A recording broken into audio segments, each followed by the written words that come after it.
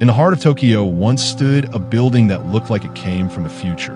Tiny capsules stacked like Lego bricks, each one a complete micro-apartment. It promised a new way to live, but today it's completely gone.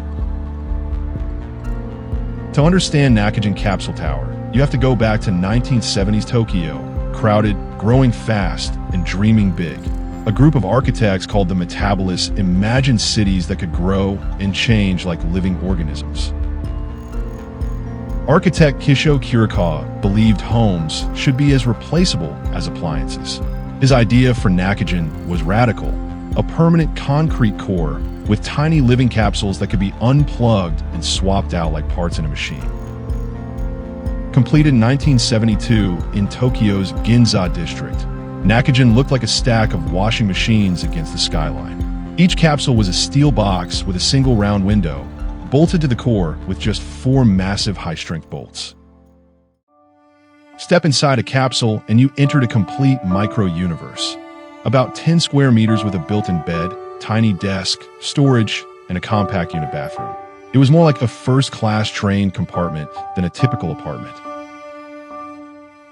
The capsules were marketed to single businessmen, designers, and creatives who needed a place to sleep and work near the city center.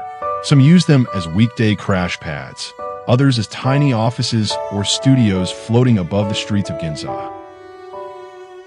For a while, Nakagin felt like the future, but as decades passed, the capsules aged. The tiny bathrooms felt cramped, the insulation was poor, and the building was never modernized the way its original vision had promised. The genius of Nakagin was that the capsules were meant to be replaced every 25 years. But that never happened. The cost was too high, the building systems were outdated, and asbestos made renovation even more complicated and expensive. Another problem, each capsule was owned separately, like tiny condo units, with more than 100 different owners, agreeing on a shared plan for renovation, or even basic repairs, became almost impossible. Architects and fans around the world tried to save Nakagin. Petitions circulated, proposals were made to restore or relocate the tower. But the land beneath it had become incredibly valuable, and the numbers just didn't add up. In 2022, after years of debate, the decision was final. Nakagin Capsule Tower would be demolished. For residents and architecture lovers, it felt like watching a piece of the future being erased from the skyline. Piece by piece, the capsules were cut away from the core. What was once a symbol of flexible, plug-in architecture ended its life as tons of steel and concrete hauled away by trucks. Not every capsule was destroyed. A few were carefully removed, restored, and sent to museums and private collections. In these tiny rooms, the dream of Nakagin survives as an exhibit rather than a place to live.